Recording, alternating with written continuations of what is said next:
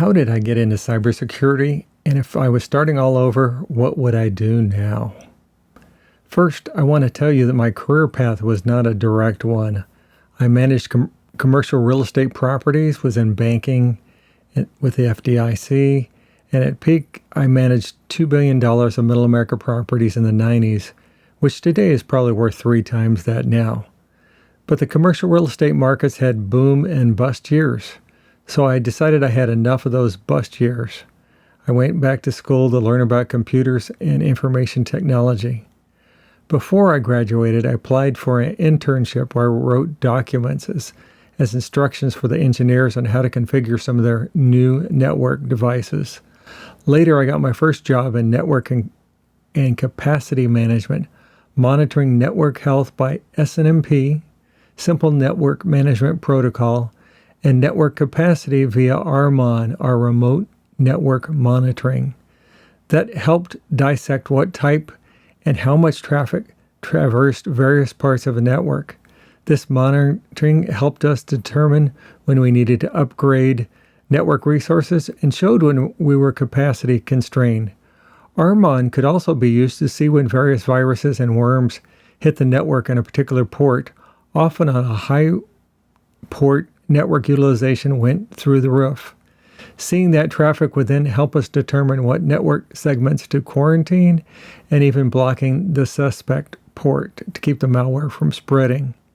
In a more serious situations, we'd set up a packet capture to see exactly what traffic was doing and determine if it was malicious. This was a period of time when full-time security folks were few and everyone chipped in to help with their own specific specialties when the network was attached. I did, however, volunteer for many of the security projects as they became available.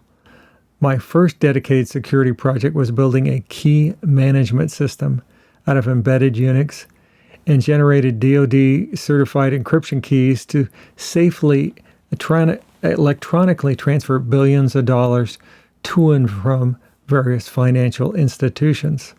I also forwarded intrusion detection events to a security operations center so they can monitor for cyber attacks. I worked on a team to test and roll out network access control that controlled who and what computers would have network access for the thousands of employees. During this time, I also acted as a sysadmin for both Unix and Windows servers and learned to harden them to make them less vulnerable to cyber attacks. Linux was considered more of a hobby operating system at the time, while now Linux has taken over much of the tasks that Unix used to perform. I later studied and passed my first certification for the CISSP. Then, right around 2005, Paris Hilton's account was hacked, and all of her information was stolen from her T-Mobile account. As a result, Verizon decided it was time to hire me as their first full-time manager for monitoring and responding to security incidents. Now, enough about me. What kinds of things would I do if I was starting out in cybersecurity now? I would learn everything I could about operating systems. I would start with Windows, then Linux, which you can install on an old Windows computer or run in a virtual machine. If you learn those fairly well, eventually you might consider learning how to use a Mac also. Learn everything about file systems and learn how to fully administrate all the typical tasks. Next thing I would do is learn about networking. If possible, start setting up at least 2 networks that don't have access to each other and turn up a Wi-Fi network.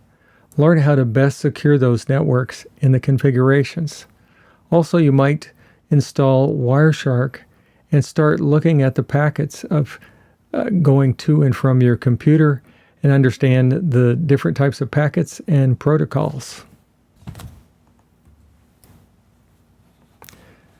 Start studying and get certified. If you're starting out, this could help let potential employers know you're serious enough to pass these exams. Check out the certs on the screen and see which ones you might be interested in pursuing. Keep studying. This field requires a lifetime of studying. This is a fast-moving field. There are millions of pieces of malware developed every day, and new vulnerabilities and new types of attacks that are found on a regular basis. There's simply too much for any one person to keep up with it all. Also, there's many specialties in cybersecurity, just as there are doctors that specialize in various types of illnesses. Just because the first thing you try isn't your thing, there are many other specialties yet to discover. If possible, apply for an internship where you can get some real-world experience of what the job is really like. I want to wish you all good luck in your future endeavors. This has been your Cybersecurity Tips of the Week. Everyone, please stay safe and secure until we see you next time.